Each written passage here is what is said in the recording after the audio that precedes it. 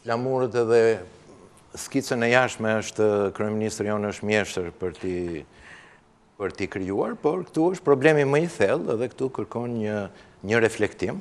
Një reflektim për gjithë thesurinë e politikës shqiptare, kjo që është largohet ndaj aventurizmit që kemi raste që vën në pyetje ecurinë e kësaj politike. Kjo nuk mund bëhet as me pasione, as me dëshira, as me baste në politik, dhe kjo dhe së fundi mos bëhet me përdorim. Përdorimi në rastin, si të rastin e zgjedhjeve në Amerikë, nga grupet caktuara të interesuara, kur kryeministri shqiptar mendon se bën pjesë. Përdorimi nga politika serbe dhe kryeministrit Vučić, në momentet caktuara të dëshiruara prej tij, duke komprometuar dhe disa interesa jetike të vendit ton shqiptar, si Kosova, interesat e saj në procesin e normalizimit që ka me Serbinë.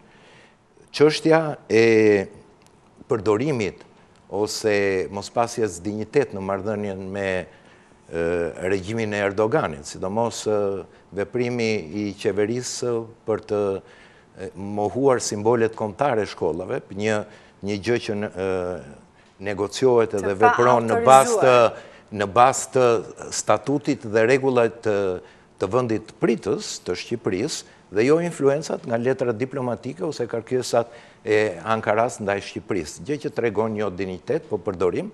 Të gjitha këto çojnë në nevojën që politika shqiptare të ketë tashmë ose të reflektojë ndaj një politike të jashtme amatore, do të them në protagoniste deri në skajin e aventurave të cilat mund të kenë një feedback negativ për interesat e Shqipërisë afatgjat, po edhe në Çfarë duhet të bëjë zoti Rama konkretisht në këtë moment pas kësaj ngjarje, megjithëse edhe reagimi është diçka pozitive, le të themi, për të vendosur aty ku ishin marrëdhëniet me Shtetet e Bashkuara të Amerikës, dhe e dyta, e konsideroni të dështuar politikën e jashtme të qeverisë së tij 4 vjeçare? Pa diskutim do ta marrim në këtë që është përveç retorikës, që në shumë raste njerëz të cilët nuk futen në thelbin e problemit, ose në atë që është më e rëndësishme në marrëdhëniet e politikës së jashtme, nuk ka asnjë gjë të re, përkundrazi ka çuar në tensionim, si me vendet kryesore fqinje që kemi ne, me Greqinë, me Maqedoninë, me Kosovën. Tani ka prodhuar duke u futur me protagonizëm politikën e jashtme me superfuqinë që është garantuesi jo vetëm i sistemit botëror liberal, por edhe një nga garantorët kryesor të Shqipërisë dhe Kosovës në këtë, po ta quanim, lojë të madhe gjeopolitike, gjë që ishte e panevojshme, ashtu si dhe në shumë raste të tjera, të cilat nuk mund të kompensohen nga fluksi i aktiviteteve, se takon kryeministrin kinez apo se takon kryeministrat e tjerë, se ju jep dorën. Kjo nuk është në thelb të politikës jashtme, në thelb të politikës jashtme janë qëndrimet dhe ecurit që mbajnë. Në këtë kuptim, unë mendoj që ky mandat ka një dështim total të politikës së jashtme, me protagonist kryeministrin, po edhe Ministria e Jashtme, për arsye sepse nuk ka kurajon që të reagojë ose nuk ka mendim ose vizion, duke menduar që fatkeqësisht si në Shqipëri, si në ecuri historike të saj. Ndalemi tani tek presidenti i Shtetit Bashkuar të Amerikës, Donald Trump, i cili është kritikuar shumë dhe është parë shumë i papërshtatshëm për politikën e jashtme dhe sfidat me cilat sot përballet bota, siç është lufta kundër terrorizmit, marrëdhëniet e vendosura me Rusinë, por edhe emigracioni, një çështje shumë e debatueshme, një krizë europiane, por edhe një qasje pak agresive e presidentit të ri tashmë Donald Trump. Ju e mendoni dhe si e shikoni kapacitetin e tij për të menaxhuar, le të themi, të gjithë këto sfida imediate? Sigurisht duhet të themi që rastësia nuk sjell në Shtetet Bashkuara të Amerikës. Domethënë që të marrim një diletant si në demokracitë e pazhvilluara, ashtu si po ndodh për shembull në Filipine, që një njeri përkrahet merr votën popullore në mënyrë masive, sepse ekzekuton me skuadrat e tij të vdekjes drogmenët ose edhe të tjerë. Këto janë atë që përbëjnë shfaqjet e aventurizmit edhe të autoritarizmit në demokraci të pazhvilluara, ku para politika vendos për para institucioneve. Në Amerikë janë institucionet të cilat kanë konsoliduar politikën e jashtme, si dhe të brendshme, ka një sistem check and balance që vjen nëpërmjet kongresit që kontrollon presidentin, dhe kemi pushtetet e ndara. Është e vetmja formë që amerikanët kanë parapëlqyer, sigurisht për të menduar që një ditë politika e rrugës e turmave ose tirania e majorancës mund të prevalojë mbi republikën dhe veprimtarinë normale të një vendi. Të gjitha këto e kanë zgjidhur amerikanët me kohë dhe pritshmëritë për të parë një diçka ndryshe do të jenë shumë të pakta. Së dyti, ka një ecuri në politikën e jashtme, nuk mund të ketë kapërcime, nuk mund të ketë protagonizëm. Sigurisht, zëri presidentit ka ato variacionet e tij, mund të bëjë ndryshimet, edhe për këtë në politikën e jashtme të zotit Trump janë disa pika të cilat janë dalluese dhe t'i kapim së bashku. E para është njëherë për institucionet dhe aleancat e Shtetit Bashkuar të Amerikës me botën. Zoti Trump, kandidati i zgjedhur amerikan, përmendi në fillim që Shtetet Bashkuar të Amerikës nuk mund të mbajnë përsipër ato gjitha angazhimet që kanë, sidomos me NATO-n, një deklaratë të cilën e ktheu më vonë, unë tham jam për një rol më aktiv të NATO-s, sidomos në vendet botërore, por kërkoj një ndarje të përgjegjësive që Europa mos mendoj gjithmonë që do të jetojë në krahët e Amerikës, sepse faktikisht Amerika paguan 70% të gjithë shpenzimeve të NATO-s, kur shumë vende europiane, duke përfshirë edhe Shqipërinë, nuk arrin të plotësojnë atë detyrim minimal që të jetë 2% e GDP-s për shpëtimet ushtarake. Diferencë tjetër është në lidhje me funksionimin e botës tashmë që ka një përhapje të armëve bërthamore. Kandidati i zgjedhur Trump kërkon që të ketë një shtete të tilla demokratike si Japonia, Korea e Jugut të kenë arsenalet e tyre për të vendosur balancën nëpërmjet frikës nga njëri tjetri, nga partnerët rajonal dhe interesave të tyre. Ka një mënyrë tjetër që përfaqësohet nga establishmenti, nga zonja Clinton, presidenti Obama, që sa më e limituar të jetë mbajtja nga shtetet e armëve bërthamore, aq më tepër është në kontroll. Ky ka një ide tjetër e cila mund të funksionojë, por nuk do të thënë që ky mund të shojë deri në fund. Ka një protagonizëm për të zhdukur terrorizmin ISIS-in, duke marrë rolin protagonist, duke thënë që kjo është një krijesë e institucioneve amerikane, sepse ushtarakisht dhe me vullnet të mirë kjo mund të zgjidhet dhe problemi terrorizmit, që sot është bërë frika kryesore e vendeve të civilizuara, mund të zgjidhet shumë lehtë, që është shumë pozitive. Së treti, ka një pikpamje ndryshe në lidhje me bashkëpunimin për zgjidhjen e problemit të Sirisë, ku mendon që nuk është e përshtatshme politika as e kufizimit ajror për sulmet në Siri, por një angazhim të gjithëve, pavarësisht nga ngjyrave politike ose çfarë përfaqësojnë në skenën botërore, ku edhe Rusia dhe Siria, regjimi i tyre, nëse kanë dëshirë që të ushtrojnë veprimtarinë e tyre kundër terrorizmit, le ta bëjnë atë. Le të jenë partner me ne. Unë do të çuditesha nëse edhe në rast se do të fitonte zonja Clinton, nuk do të çuditesha që zoti Puntit të bënte të njëjtën gjë. Por do çuditeshit nëse Clinton do të thoshte që personi i parë që do takoj është presidenti i Rusisë, apo jo? Tani unë nuk mund të them aq më tepër për zotin Trump, që është kreti i paparashikueshëm, se cila ka qenë ideja e tij. Në rast se duam ta shohim në një këndvështrim, atëherë në rast se duhet ta shohim një këndvështrim pozitiv, apo do të shpresoja që ndoshta të ishte një lëvizje e tillë, duhet pranuar që në një farë mënyrë për shkak të zhvillimeve ndërkombëtare, kryesisht situata në vendet arabe, në Siri, pati një lloj epërsie në diplomacinë ndërkombëtare të Rusisë përkundrejt Shteteve të Bashkuara, pati një periudhë që duket sikur dhe presidenti Obama u, le të themi, intimidua, nuk është intimidua, nuk është fjala e dur ndoshta, po besoj ju kujtohet ajo periudhë që zoti Putin, presidenti i Rusis, kaloi në një lloj përmaset e një gati sikur komandonte gjithë politikën globale. Dhe në rast se ideja e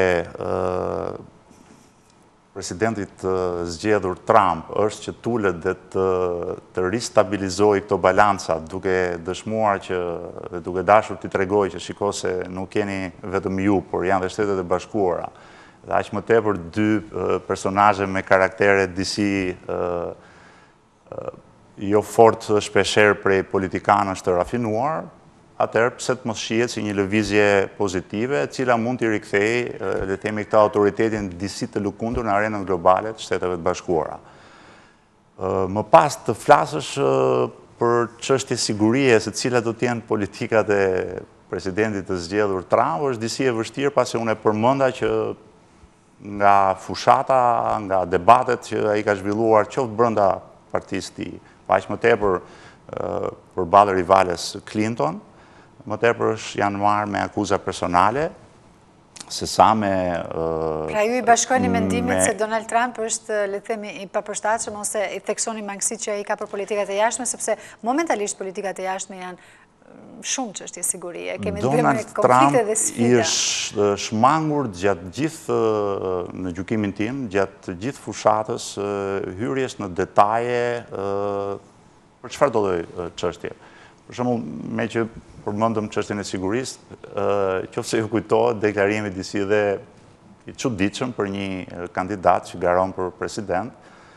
Unë nuk i tregoj planet se si do ta zhduk ISIS-in, pasi kështu është që unë t'i jap planet e mia armiqve. Sigurisht askush nuk priste që ai t'i jepte të gjitha detajet e strategjisë tij, por të mos thuash asnjë fjalë, vetëm zoti Trump gjykoi se mund ta bënte një gjë të tillë. Ai deklaroi që Shteti Islamik është themeluar nga demokratët dhe nga Barack Obama. Një ndër... Dakor, kjo sigurisht që ishte një akuzë politike, por flas nuk di ndonjë program të një sektori të caktuar, platformë që ai të jetë përqendruar. Ai përgjithsisht e ka mbajtur fushatën e tij në një lloj mjegullnaje, në akuza personale, përsëris dhe një herë, gratë në të cilën ra dhe zonja Clinton. Në gjykimin tim, për shembull,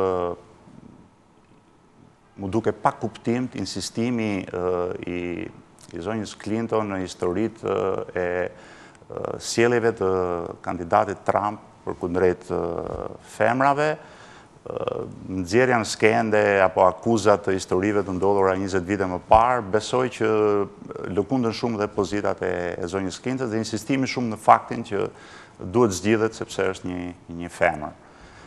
Me sa duket, kjo strategji nuk i bindi votuesit amerikanë, nga ana tjetër e preku dhe vetë zoti Trump në fjalën e tij sot që tha kjo nuk ishte një fushat, por ishte një lëvizje. Dhe me sa duket, votuesit amerikanë vërtet kanë dashur një ndryshim. Ndoshta fakti që zonja Clinton, një kandidate me eksperiencë gjatë politike, ka pasur dhe konsumin e saj politik, pavarësisht dëshirës së shumë shqiptarëve që do donin që ajo të ishte presidenta e ardhshme e Shteteve të Bashkuara, për shkak të një raporti që ajo ka me shqiptarët dhe me çështjen shqiptare. Por me sa duket këto nuk ishin element të mjaftueshëm dhe... Si e keni lexuar ju deklaratën e Donald Trump që do ta mbajë terrorizmin larg Shteteve Bashkuara të Amerikës? Se ka këndvështrime të ndryshme sa i përket kësaj. Disa e mendojnë që ai do të fokusohet, le të themi, sa kohë jemi mirë ne, s'ka rëndësi se çfarë ndodh në botë, dhe disa të tjerë e mendojnë si strategji elektorale, që tashmë çdo deklaratë e tij po del strategji e thjeshtë elektorale. Tani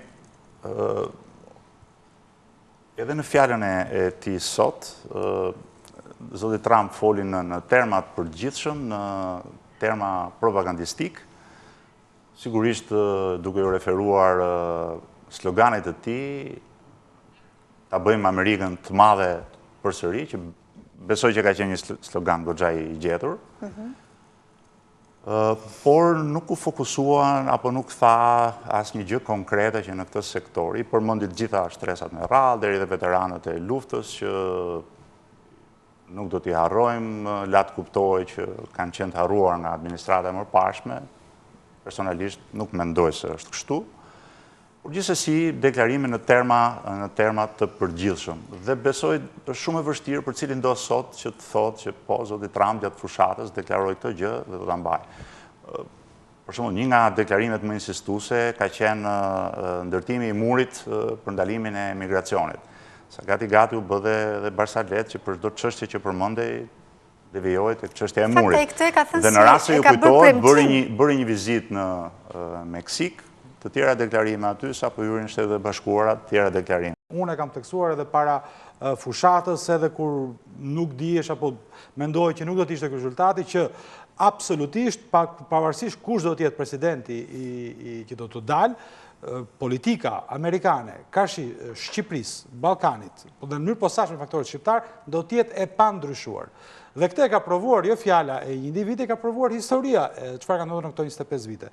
Dhe kur ka patur presidenca administrata republikane, dhe kur ka patur administrata demokrate, dhe kur ka patur miq të njërit krah apo miq të krahut tjetër, pavarësisht miqësive apo njohjeve apo afinitetit, sjellja e Shtetit Bashkuar të Amerikës në raport me faktorin shqiptar në Ballkan, me Shqipërinë, Kosovën, Maqedoninë dhe ku ka shqiptar, ka qenë konstante dhe e pa ndërprerë. Dhe absolutisht ishte jashtë çdo lloj mendje që të pritej apo të pritet, ka qenë totalisht e gabuar, naive do thoja, të pritej një ndryshim në raport me Shqipërinë dhe me shqiptarët me ndryshimin e presidentit Shtetit Bashkuara. Ka qenë skandaloze, ka qenë totalisht skandaloze deklarimi i Edi Ramës dhe përgjithsisht sjellja qeveritare e qeverisë të Tiranës si pjesë e lojës apo e fushatës presidenciale në Amerikë. Ka qenë skandaloze, jashtë çdo etike diplomatike, jashtë çdo etike njerëzore, shumë e dëmshme për përfshirja apo vetë deklarata. Përfshirja dhe sidomos deklarata, do mund të dalësh në CNN. Kryeministri një vendi për 2 milion njerëzish, 2 milion e gjys. Dhe 3 minutë që në kohës që ke, ta shfrytëzosh për të thënë që zgjedhja e Donald Trump, presidenti i SBA-ve, është turp i njerëzimit, është unë nuk e di çfarë mendje, ku mund të shkohet për te. Dhe kjo ka ndodhur, dhe që kryeministri Rama që provokoi këtë histori. Kush pret që Donald Trump të vi, të hapi letra, thot kush është ai kryeministri që më ka sharm mua, do ta shoh që do ta bëj tani, nuk ndodh kjo, sepse ata janë burrat pjekur, politikanë të mençur, shtetet nuk funksionojnë në inate personale. Por absolutisht e vë Shqipërinë dhe kryeministrin Rama sot në këtë situatë qesharake. Ka qenë një sjellje palë. Sigurisht gjithë bota ka qenë pak spektatore e kësaj ndeshje. Në një ndeshje i diku më shumë me dikë, diku më tepër me dikë tjetër. Dhe këtu është krejt normale. Por provokimi i një incidenti të tillë diplomatik është i pafalshëm. Ju e quani incident diplomatik? Është një incident absolutisht shumë i diplomatik. Kërcënoi se do ndryshojnë marrëdhëniet, do ndikojnë marrëdhëniet e Shqipërisë me SBA-t. Kryeministri i Shqipërisë e bëri dhe nga Prishtina, e bëri dhe nga SBA-t, nga CNN. Është totalisht e pafalshme. Dhe sot ndihet i kompleksuar. Nuk do mbaj premtimet ai përpara popullit amerikan? Premtimet janë tjetër gjë dhe retorikat apo marrëdhënia është tjetër gjë. Ishte zoti Trump që akuzoi Hillary Clinton drejt për drejt si të korruptuar dhe se do të shkojë në burg, do të ngrej një prokuror special të çojë në burg, dhe sot presidenti Trump në fjalën e tij të parë vlerësoi kundërshtaren për kontributin, për ndihmën që i ka dhënë në punën e saj Shtetit Bashkuar të Amerikës. Pra kjo është presidenti. Pra është presidenti i të gjithëve. Gara mbaroi, në garë është betejë, ka goditje kundër goditje, por gara mbaroi, ai është presidenti i Shtetit Bashkuar të Amerikës më. Dhe ky është dallim shumë i madh. Mua nuk më lë pa e sjell edhe në Tiranë. Kemi një kryeministër që ka 3 vjet që vetë e hap e mbyll fjalimet Sali Berisha. Fajne ka Saliu. Është një moment për të mësuar nga... Zoti Kresniqi, më falë, Çollaku, sepse Kresniqi është një ndër analistët i cili në fakt është shpeshherë me opinionet e tij dhe unë e falenderoj, por shumë mirë, është një përbashkët atëre. Edhe fushata në Shtetet e Bashkuara të Amerikës është karakterizuar absolutisht nga akuza personale. Ata kanë zhvilluar koncerte me VIP-a që i kanë mbështetur me personazhe të Hollywoodit. Nuk mund të themi që nuk ka, le të themi. Po pra, jo vetëm kaq, por unë mendoj që kjo fushatë ka qenë ndër fushatat me argument politik më të varfër se çdo fushat tjetër. Personalizimi ishte thuajse zuri 70% të volumit të retorikës së kandidatëve. Hillary kundra Donald, Donald kundra Hillary, kjo zuri volumin më të madh fushatës. Dhe në fakt ishte ndër fushatat që është folur më pak për çështjet, për problemet. Për programet e tyre. Për programet. Por pavarësisht kësaj, ja çfarë është leksioni që vjen nga Amerika. Sot ai personazh që dukej aq agresiv, aq ashpër, aq në luftë, aq akuzues, sot është presidenti i të gjithëve. Dhe presidenti i të gjithëve bëhet kur fillon falenderon kontributin e rivales, të parës. Pra ky është leksioni i madh amerikan. Në këtë pikpamje po u thoja që duhet këto mesazhe apo ky model duhet filluar kopjuar, adaptuar edhe këtu. Për këtë ju referova retorikës. Ta kopjojmë këtë? Absolutisht të tërë, edhe këtë. Mbaron gara, rivali falenderohet, mban përgjegjësinë e opozicionit. Dhe në garë është e lejueshme çdo gjë? Në garë është e lejueshme jo çdo gjë, por ato që janë të lejueshme lejohen. Dhe në betejë, akuzat, kundër akuzat janë të lejueshme në pjesë normale e demokracisë. Sikundër, sot ka një ndryshim në 180 gradë, paktën të aktit, të gjestit, po dhe të fjalës, po dhe të qetësisë, është presidenti, dhe presidenti është presidenti të gjithëve, dhe është presidenti i vendit më të madh dhe më demokratik, por realisht demokratik dhe një demokraci solide. Prandaj kush dhe për këtë, sepse më bezdis shpesh kjo që përgjithsisht nga Evropa, evropianët do të shikoni shumë që presin rëmuje, presin këto, tu do të jemi, do të zhgënjehet. Nuk ka përmbysje në politikën e jashtme amerikane. Ka patjetër fuqizim në një element apo në një tjetër, modeli Trump është pritshmëria është se vjen një njeri energjik, njeri i pa konsumuar, të themi, në politikën zyrtare, pra me energji, me një background suksesi personal, por me këtë tregoj edhe me një karizëm publike. Pra po thoni që më shumë pritet inovacion se sa pritet inovacion, pritet energji, vend për shqetësim. por unë nuk mendoj që ka vend për shqetësim, për përmbysje apo ndryshime aksi, apo absolutisht jo, besoj do të vazhdohet në çdo fjalim të paktën le të themi rëndom të fituesve presidencial, por edhe të kryeministrave në përgjithësi, në fjalimin e parë pas fitores, ata përmendin që do të mbaj premtimet e fushatës elektorale që kanë bërë para popullit amerikan, gjë të cilën Trump nuk është se nënvizoi shumë, sot do punojmë, do bëjmë gjëra shumë të mira, sepse ati mungon dhe një gjuhë politike, do t'i bëjmë Amerikanët dhe do t'ju bëj ju të ndjeni krenar për votën që keni hedhur për mua, etj, por nuk tha do të mbaj premtimet që ju kanë bërë gjatë fushatës elektorale. Dhe pse nuk u dash kanë marrë seriozisht të gjithë deklaratat e tij që ka bërë në fushat? Pse bien kaq lehtësisht poshtë? Por retorika në fushat nuk është premtim në fushat. Dhe këtu do të bërë dallim. Është retorik fakti që unë do të ndërtoj një mur, që unë do të lojë muslimanët të vinë, që premtime janë, ka qenë premtime? Po, është një deklarim që unë nuk e dija do duhet ta zgjidh, sepse nuk që e thënë një herë, por që e përsëritur, që nga ato elemente përsëritur në mënyrë. Madje thashë do financohet dhe nga Meksika. Po, prandaj çështjen e murit nuk e di se do ta zgjidh, por edhe mund të realizoj. Elementet tjera të retorikës nuk duhen marrë dhe nuk mund të konsiderohen si premtime të natyrës që pa tjetër, ka hapësirë për të interpretuar fjalën e kontrollit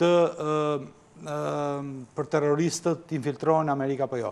Tashi, dikush mund të kapi ad literam dhe thotë që ky do marri dhe do kthehet kundra muslimanëve.